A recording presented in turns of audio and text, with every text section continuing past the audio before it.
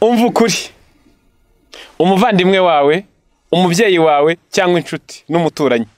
yararwaye urabimenya aba wenyine mu irungu ntiwamusura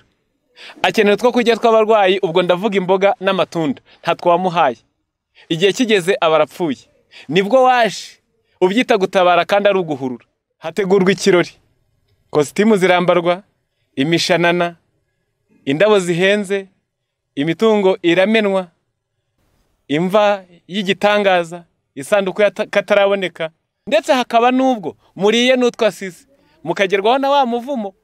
wanditse muri Mateyo 23 umurongo wa 14 ibyakorwaga n'abafarisayo baryaga ingo z'imfubyi n'abapfakazi nuko musiga muhaheshye utwe muradutsemba muri mu birori ngo niko mwatabaye kubwiza ukuri hakwiye gufashwa abarwayi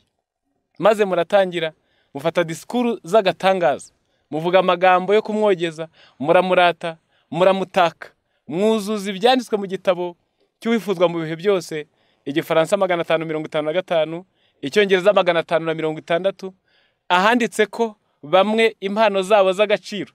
bazizanira abapfuye amagambo y'urukundo no kogeza no kurata no gutaka bakayavugira iruhande rw'intumbi ngo mbega ukunda ayo magambo yari kuba y'igiciro cyinshi iyaba yarabwiwe iyo ndembe inaniwe iri mu bwinanirwe ariko ugutwi gushobora kumva umutima nama ushobora kwiyumvisa umva ukuri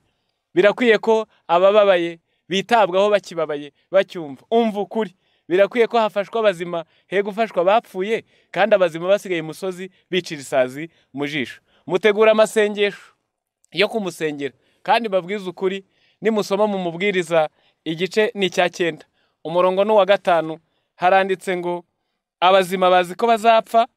ariko abapfuye ntacyo bazi kandi nta ngororano bakizeye kuko batakibukwa muri iki gice kandi umurongo wacyo wa 10 haranditse ngo umurimo wawe wose werekeje amaboko ukorana umwete kuko ikuzima aho uzajya nta mirimo nta n'imigambi uzahabona haba no kumenya cyangwa ubwenge none mugiye kumusengera mugiye kumwitaho atakiriho mugiye kumuhuza n'Imana mutarabatambyi mutarabahuza nabo babikoreraga umuzima reka nkubwize ukuri ibyo byose ntacyo bimaze kuko uriho niwe ufite icyo akorerwa uriho niwe umenye neza mwamugirika muherekeza uriho niwe ushima agatanga amashimwe uriho niwe umutima we unezezwa n'ibyiza mwamukoreye mbabwize ukuri ibi bikorerwa bapfuye byari bikwiye gukorerwa abazima nkubwiza ukuri noneho bamwe mugatangira mukavuga muti naho yagiye reka tumwiyambaze tumwifashishe ajya turwanaho muri Yesaya 8:19 haranditse ngo mbese iby'abazima byabazwa bapfuye se warishoboye iyo yishobora hari icyo yakumarira nawe abakiriho ariko byaranze ararenga none nawe uramushinyagurira umukorera ikirori umwiyambaza umusengera kandi ibyo bitagishoboka umva ukuri nimwemera ukuri muri Yobu igice cya 14 umurongo wa 21 handitse ko uwapfuye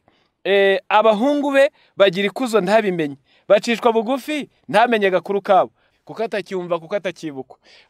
bagira ibibazo ntabimenye umva ukuri nimwemera ukuri ubufasha bwanyu igihe cyanyu ihumure ryanyu amagambo yanyu meza nabwirwa abazima ikirori nigitegurirwa bakiriho barye banywe bishime hari n'abashinyagura ngo bagiye kumusezera uramusezera se ari kumva azabimenye ngo twatandukanye yitariki umva ukuri abantu nibakora iby'ukuri n'imigenzo myinshi ngize indabo ngaya amazi mu mugenzi niho bavuze iby'umuntu umwe witwaga muzirizi bitari byo ibyo nabyo si byo kuko ntacyo bimariye uwapfuye umva ukuri emera ukuri korana n'abazima mu izina rya Yesu